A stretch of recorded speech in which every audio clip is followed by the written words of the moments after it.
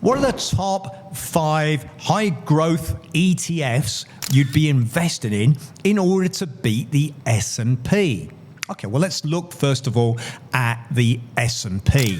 The S&P has been an incredible index. In fact, last year it would have given you a return of over 21%. The biggest part of that return, however, would have come from a few stock, which are called the Magnificent Seven. They're the stock in the AI industry or connected to AI. You could say, what's going to beat the S&P? Well, the advantage of the S&P is it's 500 stock. And if those 7 don't perform, then, of course, you have other stock within it that are going to perform. So what's going to outperform it? Well, if you believe, like me, that technology trends are going to continue, then you could just invest into the NASDAQ, for example, which is just technology stock. Or you could look at particular sectors. For example, I like the energy sector. I actually think the energy sector will beat the S&P next year.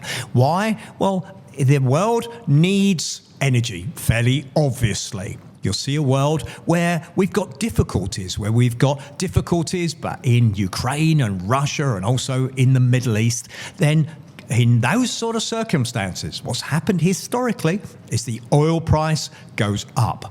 Companies able to produce energy, able to produce good profits for themselves because it's a difficult market.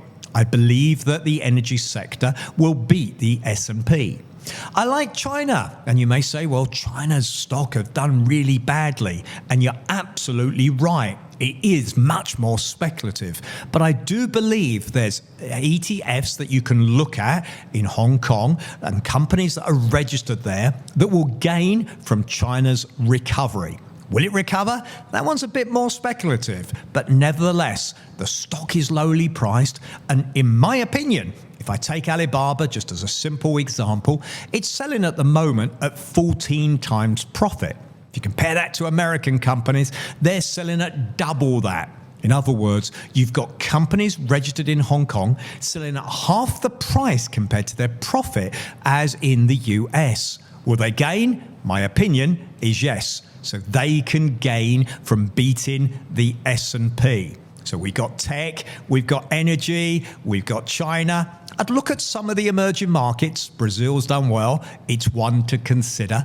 I'd also look at the banking sector to give you the 5th one. Okay, why? I actually think the banking sector are going to continue to make profits, but I'd go in particular for the European banking sector. So if you want 5 ideas, 5 ETFs that are going to beat the S&P, you can always look back at this video in 12 months' time.